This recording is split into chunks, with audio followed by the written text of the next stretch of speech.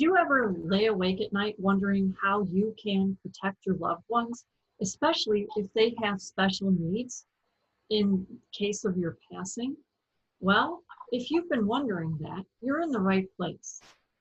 Welcome to Wait a Financial Minute. I am Ann Babiars, and I am here with Michael A. Babiars, my guest. He is a retired attorney, and he is going to help us sort out this very issue. Welcome to the show, Michael. Well, thank you. And this issue is a challenging one. It's one I dealt with many times throughout my years in private practice because one of my areas of concentration was estate planning and estate planning for folks that had beneficiaries, whether they're family or friends, that perhaps have needs that need to be dealt with in specific ways. What do I mean by this?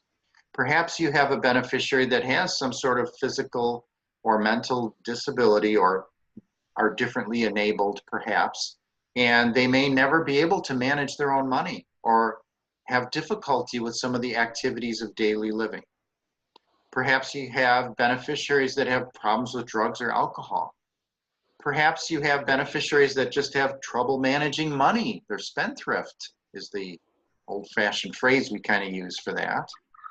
Or perhaps you have beneficiaries that are making other questionable choices or in difficult marriages or have, again, situations, whether it's within that person's control or without, that you still want to benefit that person in your estate plan, but you need to be mindful of what your beneficiaries' needs may be.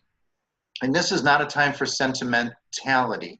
It's really a time for hard-nosed appraisal. And so what I would encourage folks to do when they're looking at strategies, plans, to make sure that their assets are protected, whether you're a millionaire or a modest means person, you want what you have and you've worked so hard to earn to go to the right people and to make sure they can utilize it and make sure that it is used for their benefit. And the first step to doing that is doing that appraisal of what your beneficiaries are like. You need to understand them, because when you truly understand and meet them where they are, not where you would hope they would be, but where they currently are and where you believe they will be in a rational, fact-based way of looking at things. That's really the first key step to making sure that those assets, again, modest or major, get to those beneficiaries in the manner in which you intend. Thank you. That's very informative.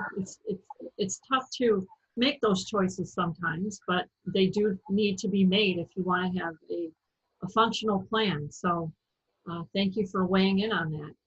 Would you mind sharing with the listeners a little bit about your background? Oh, sure, absolutely.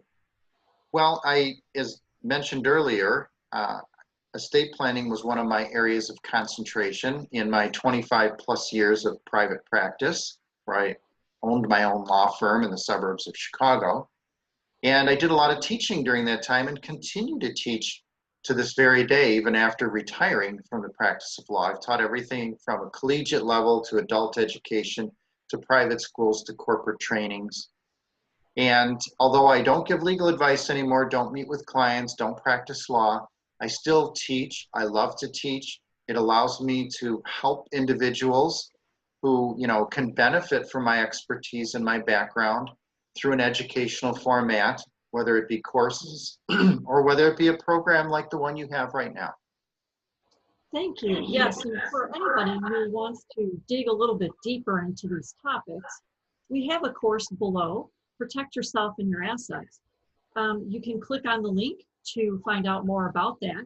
And if you're enjoying these videos, please hit like, subscribe to our channel, and ring the notification bell. And once again, thank you for being with us today, Michael, and thank you, audience, for tuning in.